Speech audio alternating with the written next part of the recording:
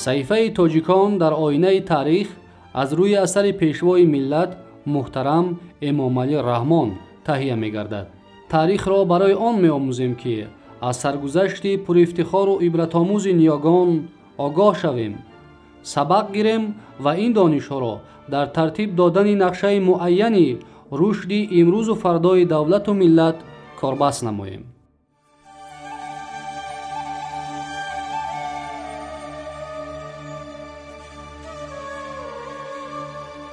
ادامه صحیفه تاجیکان در آینه تاریخ. باب 3: رستاخیز آریانا و نفوذ دولتداری و تمدن الینی، اصطلاح اسکندر مقدونی و تلاش‌های استقلال خواهی مردم باختر و سغد.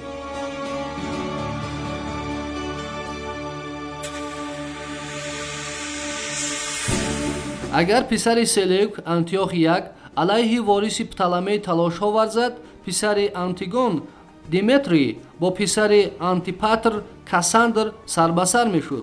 گذشته از این، برادر با برادر همخون عداوت می‌ورزید و قدرت دولت‌های به این همرو به انقراض آورده الینی را می‌کاهاند. مبارزه‌ای که در بین دو برادر سلوک دو و انتیوخ گریناکس برای صاحب شدن به تخت و تاج بالا گرفت، باعثی از دولت سلوکیان جدا شدن پارت و باختر گردید.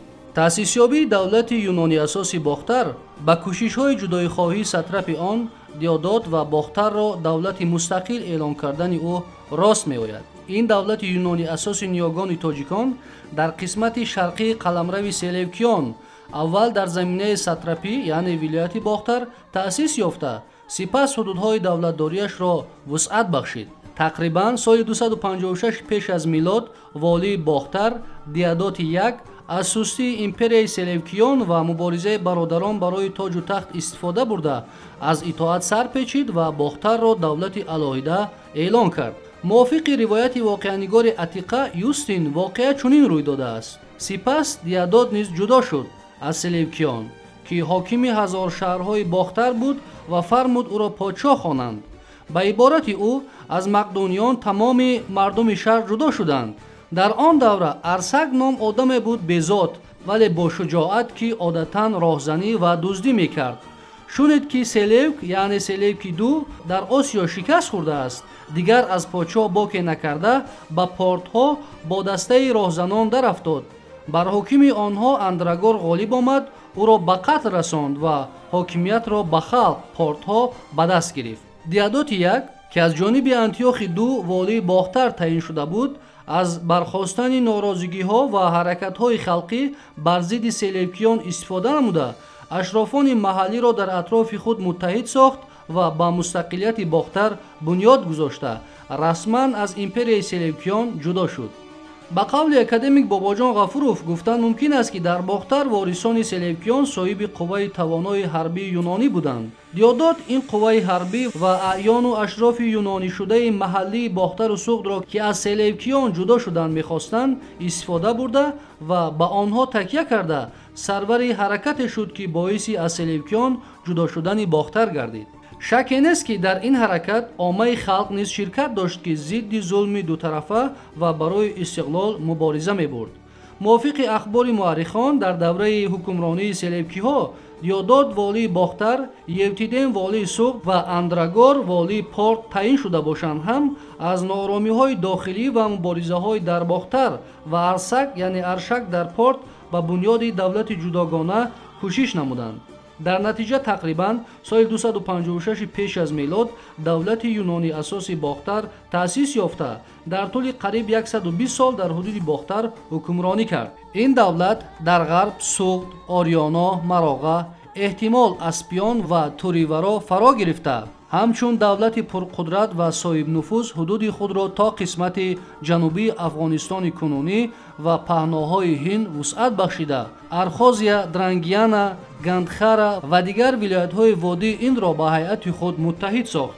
دولت صاحب استقلال باختر که در قلمرو نیاگان آریایی تاجیکان تقریباً بعد 60 سال حکمرانی سلوکی‌ها تأسیس یافت، در علم تاریخ شناسی من بعد با نام دولت یونان و باختر یا خود یونان باختر معلوم گردید.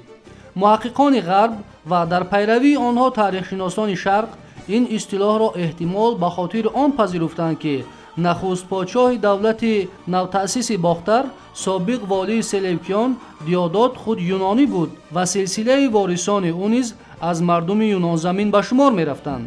шояд ҳам дар давраи искандари мақдунӣ ва ҳам дар замони давлатдории селевкиён ҷойгир будани дастаи тавонои қушунҳои юнонӣ ҳамчунин ба таври муқимӣ зистани шумораи зиёди тоҷирону амалдорони юнонию мақдунӣ дар ин сарзамин аз афзалият доштани мавқеи эллиниҳо дар идоракунии кишвар ва умури давлатдорӣ шаҳодат диҳад. гузашта аз ин дар аҳди селевкиён забони юнонӣ ва хати юнонӣ мақоми давлатӣ дошта дар миёни ашрофони бохтарӣ ва амалдорони маҳаллӣ тамаддуни эллинӣ нуфуз пайдо намуда буд. эҳтимол боз чандин сабабу далелҳои дигар бошад ки муаррихон дар асоси он давлатдории юнониро дар бохтар афзалият бахшида ба он номи юнону бохтар гузоштаанд.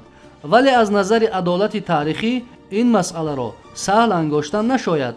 ҳарчанд дар ин бора муаррихону бостоншиносон ҳуқуқи комили андешаронӣ доранд, камина ҳам нуқтаи назари худро ба хотири ҷалб намудани диққати олимони нуктасанҷ иброз медоранд. саҳифаи тоҷикон дар оинаи таърих идома дорад.